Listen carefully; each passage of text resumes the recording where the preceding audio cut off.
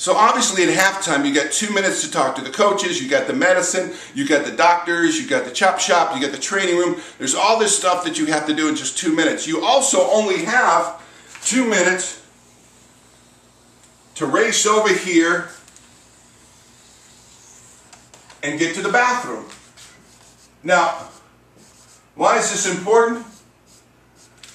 Because when you're in the bathroom, okay, you'll sit there, first of all, okay, you can only pee because you can't get your uniform on and off that fast. That's the only thing you do, plus that's even hard to do.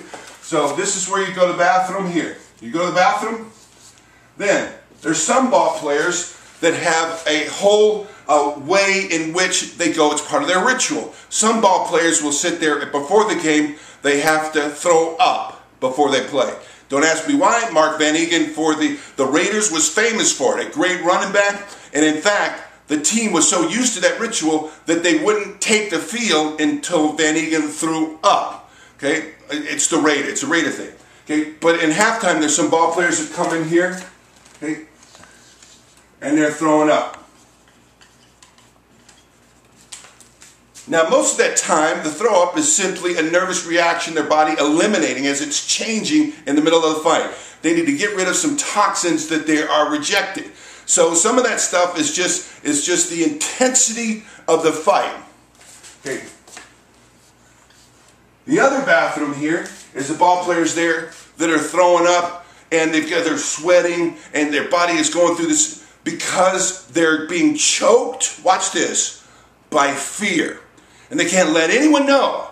So they run over to the bathroom, they put water on their face, they throw up and they pull themselves together. It could be for a number of different reasons. They could have blown some blocks. They could have missed some tackles. They could have dropped something. You could have been Santonio Holmes, let the ball go through your leg. It's crazy stuff. And you feel that sense of overwhelming that I am going to get cut. My career's about to end. Now you don't know when those episodes are going to hit you.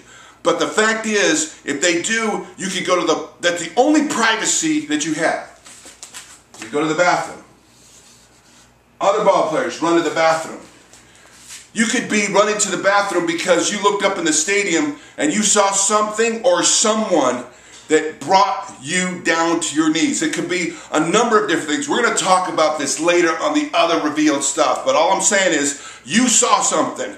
And you know that you've got to get yourself to, let's put it this way. When that game is over, you've got trouble waiting for you outside that stadium. Remember, these ball players live in a very high demanding, highly vulnerable world where you have people that approach you. Some are good, some are bad, some are good that have turned bad, and there's extortionists. We talked about that. But you can go into the bathroom and just pull it together. And then other ball players will go to the bathroom because of some level of combination of whatever you took before the game. It could be aspirin. You could have super boosted yourself up with caffeine. You could have had, a double energy drinks. You could have mixed it with a breakfast of someone tips. So a lot of the ball players, instead of eating what's good for you, you eat what you like. And so your body will crave sugar, it'll crave salt, it'll crave grease. And so ball players before training table will sit there and have spent the night before eating pizza, wings, junk, just as their body craves that stuff. And when you get to halftime, your body's breaking down and you're going to get that out of your system. A lot of the stuff you hear about in pro football, about some of the drugs that the ball players take, a lot of that stuff is in the 70s. Okay, but there's still stuff that they do to get ready for the game. I'll talk about that in the next video.